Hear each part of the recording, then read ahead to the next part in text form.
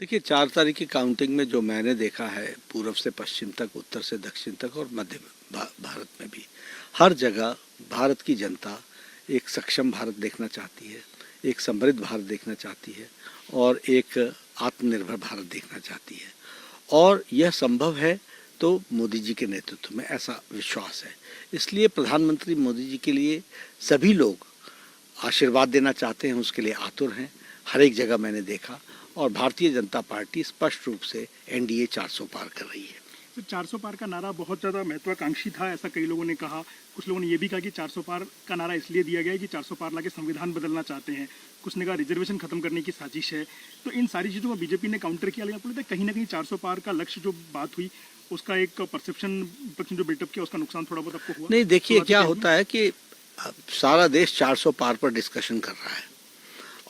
ये स्पष्ट है कि हम हमेशा एक लक्ष्य लेकर के चलते हैं और उस लक्ष्य को हासिल करने का प्रयास करते हैं और जनता का भी आशीर्वाद मिल रहा है।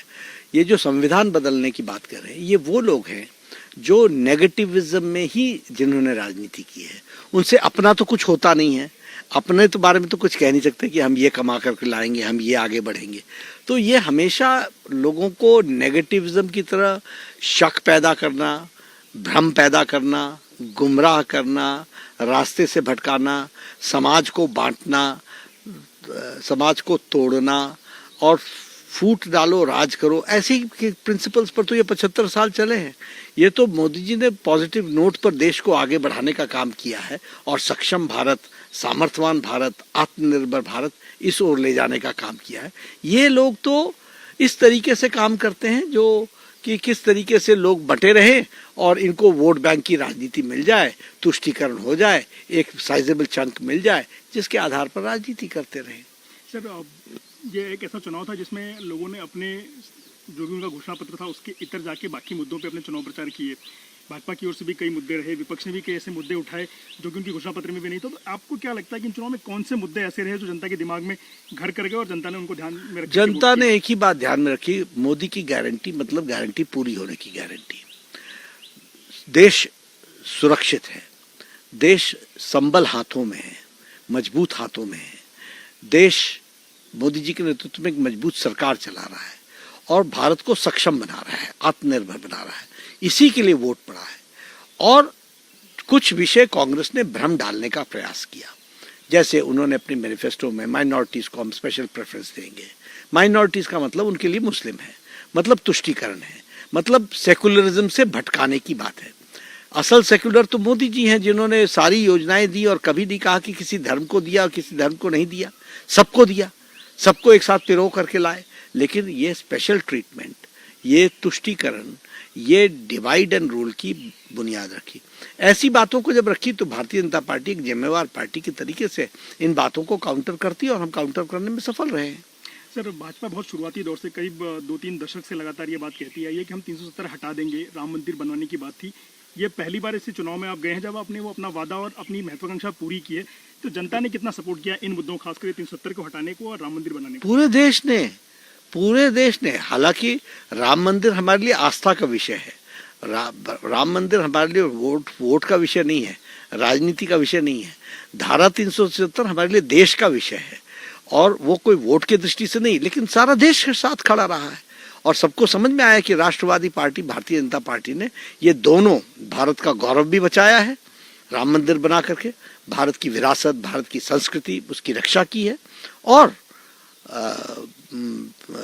धारा 370 इसको हटाने से देश मजबूत हुआ है, एकीकृत हुआ है। सर, देश में भाजपा के कुछ ऐसे प्रदेश है, पारंपरिक प्रदेश, जहां भाजपा ने हमेशा ही अच्छी बढ़त रखी है, अच्छी सीटें पाई हैं। 2014-2019 में तो कई स्टेट्स में स्वीप भी किया है, बीजेपी ने, विपक्ष जीरो रहा है। इस बार कौन से ऐसे प्रदेश हैं जो लगता है भाजपा के पक्ष में जाएंगे नए सिरे से और देश को चौंकाएंगे, लोगों को चौंकाएंगे? देखिए, पहली बात तो यह कि जो हमारी पुरानी स्टेट्स हैं जहां हम भारतीय जनता पार्टी जीतती रही है, वहां हम मेंटेन करेंगे, वहां हम रिटेन करेंगे, वहां हमारी सारी सीटें हम जीत करके आएंगे।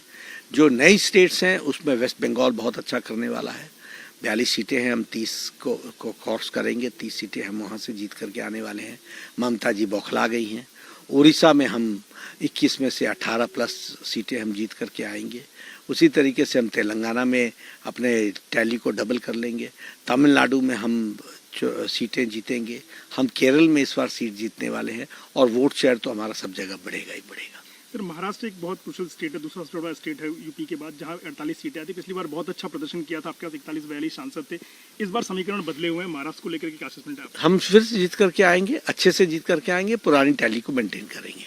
और सर बंगाल में कई चीज़ों की चर्चा हुई, क्योंकि हमेशा से ही ममता बनर्जी सबसे मुखर रही हैं, इंडिया अलायंस में भी उन्होंने बहुत अग्रणी भूमिका ली थी। तो बंगाल का जो चुनाव, आपको क्या लगता है समीकरण कहाँ बदल गए हैं इस बार लोकसभा? पिछली बार से इस बार आप कह रहे हैं कि ज़्यादा नंबर आएंगे, तो क्या कारण रहे पिछले 5 सालों में? ध्यान में आ गया कि ममता जी जिन बातों के लिए जानी जाती थी, वो जानी जाती थी माँ माटी मानुष।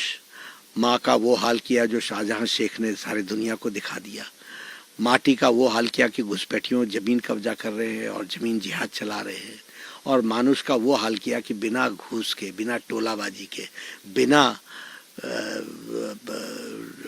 टीएमसी के कार्यकर्ताओं को पैसा दिए बगैर कोई काम नहीं होता है। तो ये वहाँ के लोग उकता चुके हैं, दुखी हो गए और टीएमसी से बदला लेने के लिए बैठे हैं। सर इंडिया अलायंस ने बहुत एकजुट रहने की कोशिश की, दिखाने की कोशिश की हम एकजुट हैं।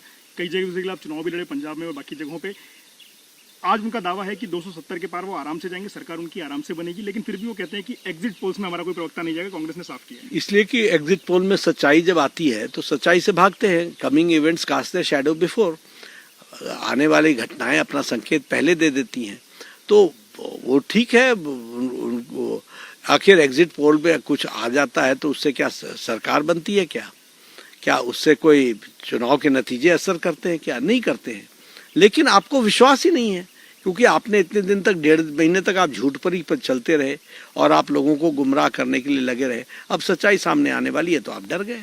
सर जो एकजुटता का दावा किया जाता है इंडिया अलायंस के, तो पिछले 1 साल से आपका उनको लेके क्या अवलोकन रहा और क्या महसूस करते हैं? जिस तरीके से वो बयानबाजी भी करते रहे, साथ में भी रहे, चुनाव भी साथ में लड़ रहे हैं, कई सीटों पे अलग अलग भी जा रहे हैं, तो आपका सर्वेक्षण, आपका खुद का अनुभव क्या है उनके 1 साल की एकजुटता? ऐसा है, देखिए उनके बारे में आप बड़े स्पष्ट शब्दों में आप देखते हैं कि आज इंडिया अलायंस की बैठक होगी, साथ में नीचे आता है ममता नहीं आएगी, फलाने नहीं आएंगे, ढमकाने नहीं आएंगे।